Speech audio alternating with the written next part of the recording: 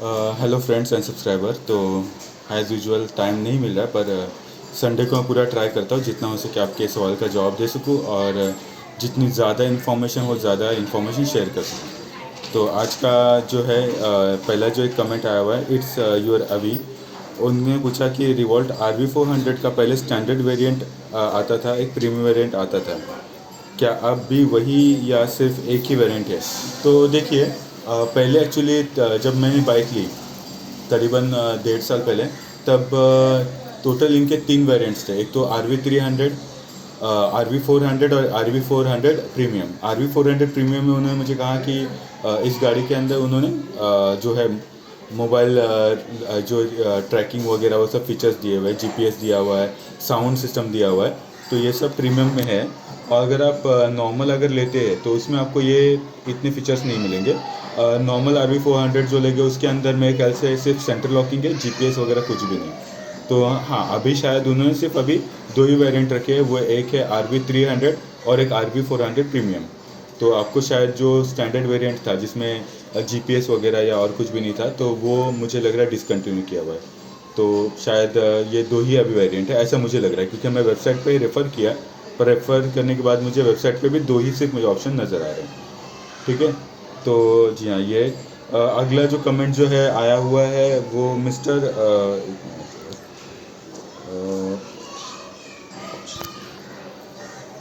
जी। तो ये अगला कमेंट जो है ये है मिर्ज़ा फैज़ल की ओर से। Bro, this just happened with me in the middle of the traffic and later on I did the same as you explained, but still the throttle doesn't work and the error 95 still remains. Let's see what response will I get from the reward service center. So yeah, okay, Mr. Faisal, the thing is that yeah, the error 95 is basically the error which is occurred in the throttle. It's not. I'm not just saying that it could be the problem with the sensor, or it could be with the magnet, or anything like that. There could be lots of reasons. Basically, there are three major reasons behind the error 95. The error 95 exists when your throttle doesn't work properly. The sensor doesn't grade the doesn't adjust to the magnet which is located over here. So I would suggest you to either get it replaced from the service center. Even if you are in stuck somewhere, then you can try to remove it, clean it up. That's all I can say.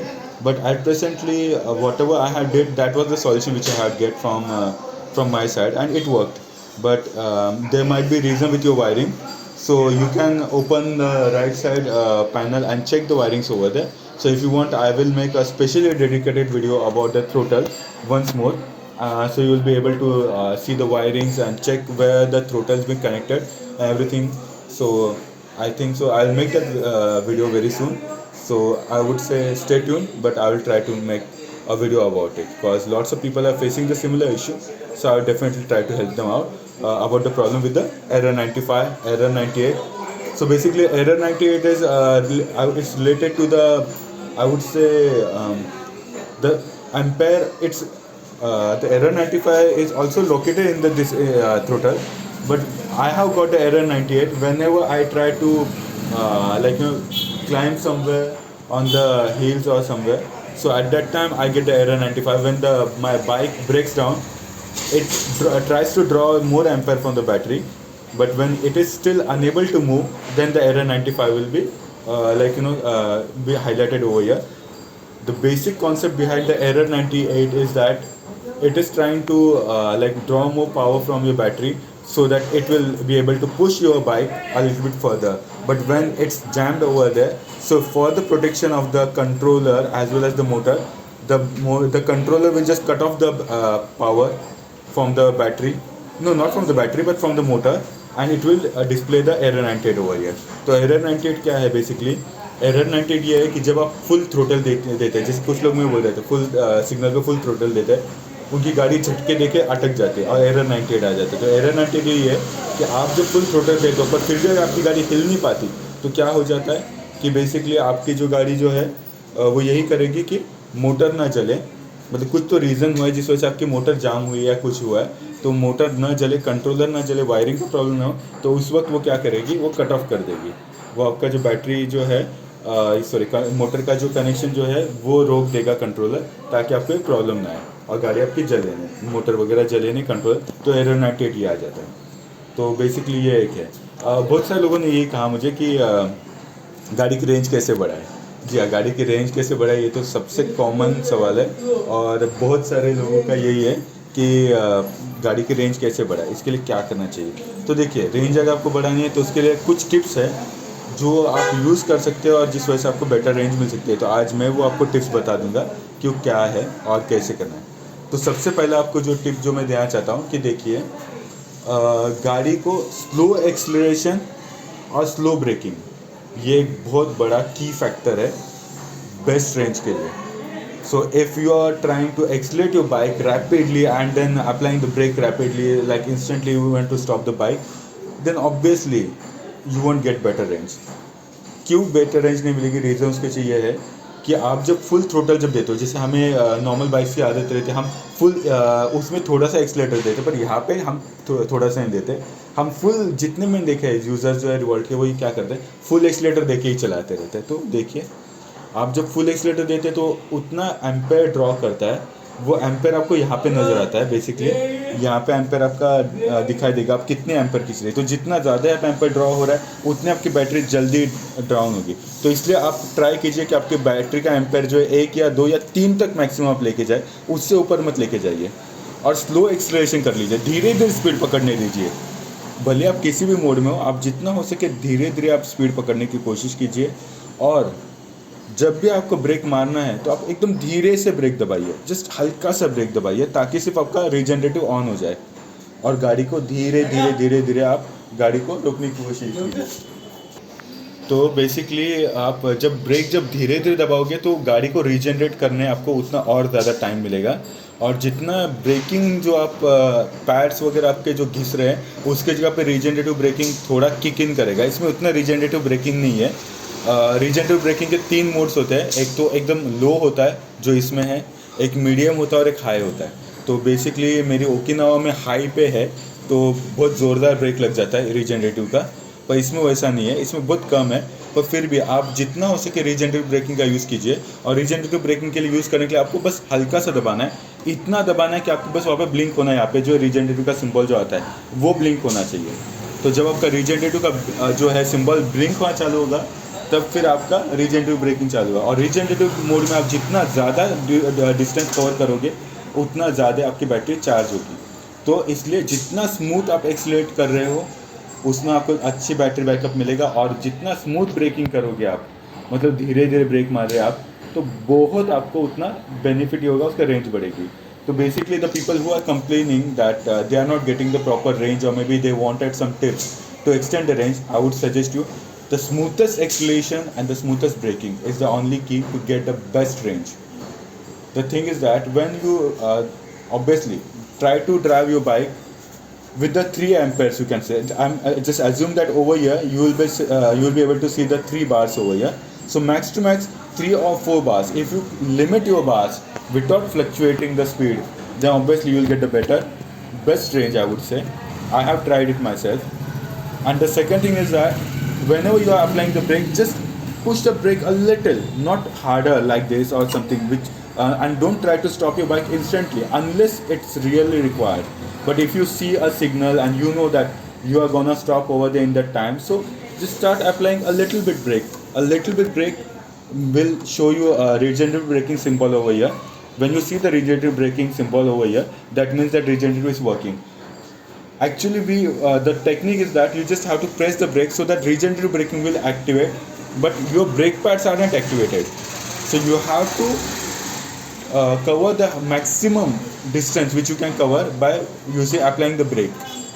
So in the sense, when you are trying to cover that distance, what you are doing is actually you are regenerating the distance and you are converting that regenerative power into your battery. So your battery is getting automatically charged. So the more the distance you drive, apply the brake with the regenerative, the more you will get the best range. So that is the thing. So जिनको भी best range जो है, तो headlight वगैरह बंद करके कुछ benefit नहीं होता. Like I had tried removing the headlight, but I didn't saw any kind of difference. कुछ फ़र्क नहीं मुझे फील हुआ रेंज में वगैरह. कुछ लोगों ने कहा स्पीकर बंद करके ट्राई करो. So I tried the speaker also, but I didn't saw any kind of difference. कुछ ज़्यादा डिफरेंस कुछ फील नहीं हुआ मुझे. हार्डली मेरे ख्याल से 1 किलोमीटर का फ़र्क पड़ा होगा। तो हेडलाइट बंद करने की कोई ज़रूरत नहीं है, आपको स्पीकर बंद करने की कोई ज़रूरत नहीं है। आपको अगर अच्छी रेंज चाहिए तो स्मूथ एक्सीलरेशन और स्मूथ ब्रेकिंग, वो एक। दूसरा जो टिप जो मैं कहना चाहता हूँ कि अगर आपको ब्रेकिंग आप कर रहे हैं जो भी है, तो जितना ज़्यादा ब्रेक अप्लाई करोगे उतनी ज़्यादा आपकी गाड़ी की जो है बैटरी कंज्यूम होती है। ये कैसे वो बताता हूँ, आप जब एक्सीलेट करने जाओगे, बार बार ब्रेक मारोगे, बार बार आप एक्सीलेटर करने की कोशिश करोगे, तो आपको उतना ज़्यादा आपको एक्सीलेटर देना पड़ेगा, बार बार आपका एम्पेयर यहाँ पे ड्रॉ होगा। तो इसलिए कोशिश कीजिए जितना ज़्यादा हो सके आप फ्लक्चुएट ना करें स्पीड को, एक कांस्टेंट स्पीड मेंटेन करने की कोशिश कीजिए। Try to attend speed which will be like around 60 or 65 and keep it maintain over there. So that is the key to have a best range. That is the key to have a best range. The more you fluctuate with your speed, the more you will draw the ampere. Because obviously, when you try to accelerate your bike, automatically it will try to draw more power from the battery to attain the speed. तो जितना आप break मारोगे, फिर से आपको speed लेना है, तो फिर से आप एम्पेयर खींचोगे, फिर से एक्सीलेटर दोगे, तो बैटरी आपकी कंज्यूम ज़्यादा होगी। तो इसलिए जितना ज़्यादा हो सके आप अपना स्पीड को कांस्टेंट रखने की कोशिश कीजिए। मीन्स में मेरा खुद का अगर आप बात पूछेंगे तो I have tried to maintain a speed of around 80-85 and still I was able to achieve like 100 kilometers range. I have tried it myself. Lots of people will say that if you attain a speed or drive your speed bike at the speed of 80-85 with the third mode on, then obviously you will get around 70-75 or maybe 80 range. I agree with that, but the thing is that it totally depends upon the driving conditions as well as the way you drive. तो जिन लोगों का complaint था कि third mode पे चलाते तो range अच्छा नहीं मिलता, ऐसा कुछ भी नहीं। अगर आप 100 तो नहीं आती, पर फिर भी आपको अगर 100 किलोमीटर कवर करना है तो भी आप थर्ड मोड पर 100 किलोमीटर कवर कर सकते हैं ईजीली। बस आपको इतना है कि आपको गाड़ी को स्पीड को फ्लक्चुएट नहीं करना है। मतलब जैसे आप स्पीड कम ज़्यादा और फुल ब्रेक दबाओ जोर से, फिर फुल एक्सीलेटर देके फिर से पावर स्पीड पकड़ने की कोशिश कीजिए, वैसा मत कीजिए। मैं बहुत लोगों को देखा हुआ, बहुत मज़ा आता है। आई नो कि गाड़ी को टॉर्क बहुत अच्छा है तो बहुत अच्छे से स्पीड पकड़ती है, इंस्टेंट एक्सीलरेशन का बहुत शौक होता है। पर अगर आपको रेंज अगर प्रेफरेंस है तो आप भले ही 80 के स्पीड पे आप चलाइए थर्ड मोड पे, पर कांस्टेंट रखिए वो स्पीड को।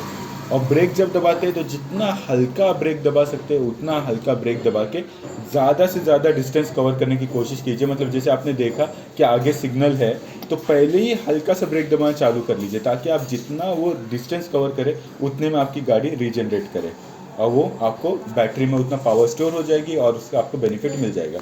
तो आपको ये तरीका अपनाएंगे तो आपको जो है बेस्ट रेंज मिलेगी। ठीक है। तो इसके अलावा जो है मुझे अभी कुछ जो यूज़र्स हैं उन्होंने कहा कि बेल्ट कैसे निकालते वगैरह, तो बेल्ट रिमूविंग का वीडियो बहुत जल्दी आने वाला है। एक्चुअल रिक्वेस्ट बहुत आ रही है, मैं माफ़ी चाहता हूँ, पर कुछ कंडीशंस ऐसे कि मेरे पास कोई कैमरामैन नहीं है और हेल्पर नहीं है, तो उस वजह से उतना प्रॉपरली कर नहीं पा रहा हूँ मैं। पर फिर भी बेल्ट रिमूवल का मैं जल्दी वीडियो बनाऊँगा।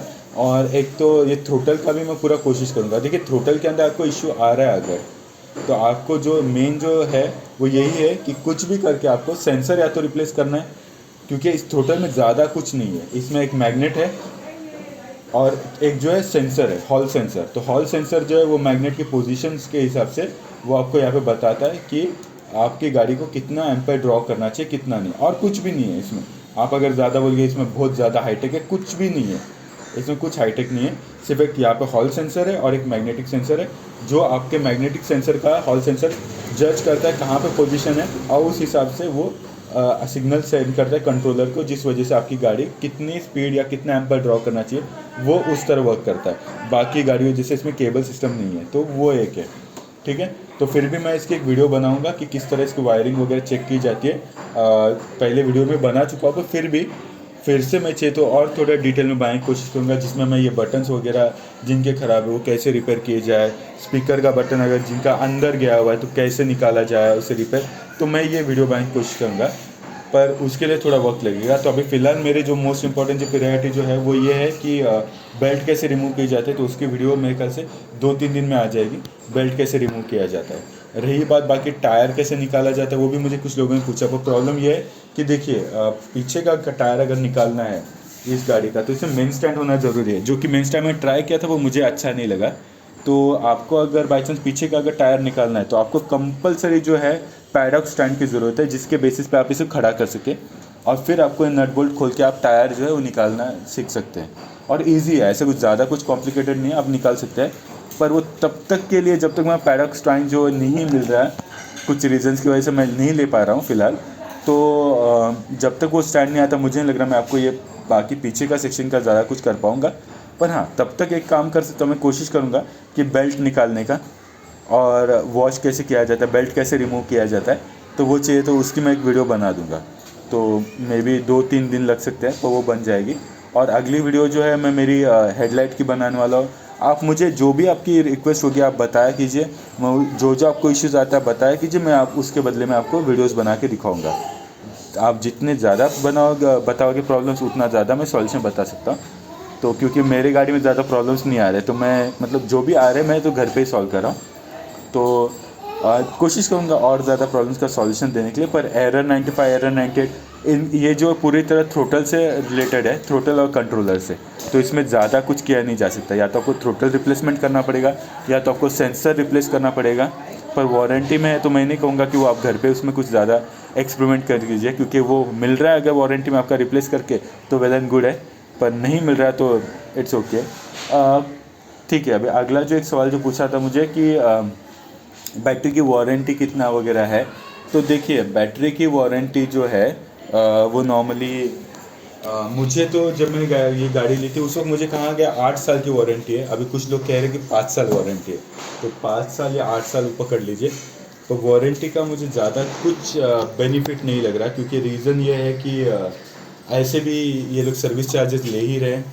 और ज़्यादातर पार्ट्स जो है, वारंटी कैसे है वो भी बताता हूँ। वारंटी जो है वो इसलिए है कि वो आप यूज़ कर रहे हैं, तो वेयर एंड टेयर जो है उसकी वारंटी नहीं होगा। वेयर एंड टेयर मतलब जब आप गाड़ी यूज़ कर रहे हो, जैसे आपका ब्रेक पैड घिस गए हैं तो उसका वारंटी में क्लेम नहीं होगा। हाँ, अगर टूट गए हैं, आपका ब्रेक पैड ब्रांड न्यू थे, टूट गए, तो शायद वो वारंटी में क्लेम करके देते हैं। पर अगर आप नॉर्मली ऐसे ही जाओगे अगर कि नहीं मुझे ब्रेक पैड रिप्लेस कराने हैं, मेरे ख़राब हो गए, तो वो वारंटी में नहीं होगा। बेल्ट का भी टूट गया तो वो वारंटी में क्लेम नहीं करे। बहुत सारी चीज़ें हैं जो वारंटी में क्लेम नहीं करे। तो वारंटी कितने भी साल की हो, मुझे ज़्यादा कुछ एडवांटेज नहीं लग रहा, क्योंकि स्पेयर अवेलेबल है नहीं। अभी कुछ लोगों ने मुझे ये भी कहा कि ब्रेक ऑयल कैसे रिप्लेस किया था। तो देखिए, ब्रेक ऑयल रिप्लेस करने के लिए आपको 2 स्क्रू जो है ये खोलने हैं। ये कैप खोलेंगे, आपको दिखाई देगा वहाँ पे आपको ऑयल डालना है, बस, और कुछ भी नहीं, ज़्यादा कुछ है नहीं उसमें। तो मुझे लग रहा है आप कोई भी ब्रेक नॉर्मल गैरेज वाले के पास जाके भी आप ये काम करा सकते हैं। तो वो मुझे नहीं लग रहा कोई ज़्यादा बड़ा इशू है। पर हाँ, अगर आपको बाकी हेडलाइट कैसे एडजस्ट की जाती है, ऊपर अपर डिपर का जो है, आपको अगर लग रहा है फोकस प्रॉपर नहीं आ रहा, तो फ्रंट हेडलाइट कैसे एडजस्ट की जाती है वो मैं वीडियो बना दूंगा। वो एक चल रहा है, हेडलाइट कैसे रिमूव की जाती है फ्रंट सेक्शन का, उसकी एक वीडियो बना दूंगा मैं। तो रिक्वेस्ट सच में बहुत सारी है, पर मेरे पास मैन पावर थोड़ी सी कम है, क्योंकि मैं ये प्रोफेशनली नहीं बनाता। मैं एक पर्सनली जस्ट एक एज ए एक्सपीरियंस के लिए बना रहा, क्योंकि मुझे रिवॉल्ट वाले ने बहुत परेशान किया, तो उसलिए मैं खुद ही बना रहा हूँ, ताकि आप कहीं पे भी फंस जाए तो आप हेल्प कर सकें। कुछ यूज़र्स ने बोला था कि प्लीज़ आप अपना नंबर शेयर कर लीजिए, ताकि हम प्रॉब्लम में फंसे तो आपको कॉल करके हम हेल्प मांग सकें। देखिए, एक्चुअली मैं नवी मुंबई से हूँ, तो अगर आप नवी मुंबई साइड में अगर है तो मैं तो पूरे ट्राई करता हूँ कि किसी को भी हेल्प करने के लिए, तो आप भले ही किसी को कॉल कर लीजिए। पर प्रॉब्लम होता है कि हमेशा कॉल अटेंड करना पॉसिबल नहीं होता, और मैं नंबर अगर आपको शेयर करूँगा और आपको मैं हेल्प ना कर पाऊँ तो मुझे थोड़ा डिसअपॉइंटिंग लगेगा। तो इसीलिए मैं नंबर जो है मैं शेयर नहीं कर पा रहा हूँ, ताकि कोई भी कॉल करे, और सबके कॉल्स आंसर करना सच में नहीं पॉसिबल होता, क्योंकि अभी भी एट प्रेजेंटली मैंने ज़्यादा नंबर शेयर नहीं किया, फिर भी करीबन मुझे हफ्ते में 3 से 5 कॉल्स आते ही हैं। वो भी ऐसे वक्त को आते हैं जैसे 10:30-11 बजे, कि भाई यहाँ पे फंस गया हूँ, ये वो वगैरह। तो मैं हेल्प करता हूँ, पूरी तरह से हेल्प करता हूँ उनको। इसीलिए जिन लोगों को भी हेल्प किया है उन्होंने थैंक्स कहा है, तो उनको भी मैं कहूँगा या always welcome, I am always ready to help you. पर प्रॉब्लम ये है कि सबकी हेल्प करना सच में फ़िलहाल तो पॉसिबल नहीं, but I am trying my best कि मैं कुछ कोशिश कर सकूँ आपकी हेल्प करने के लिए। पर मैं अगर वहाँ पे आपका हेल्प करने नहीं हूँ तो मैं पूरी कोशिश करूँगा कि आपको सिखा दूँ कि आप अपनी खुद की हेल्प कैसे की जाए। तो जो है आज का तो रिलेट जो है मैं पूरे टिप्स वगैरह बता दिए फ़िलहाल। ऐसा है, तो यही है फ़िलहाल आज का एक वीडियो। अभी जो नेक्स्ट वीडियो जो आने वाला है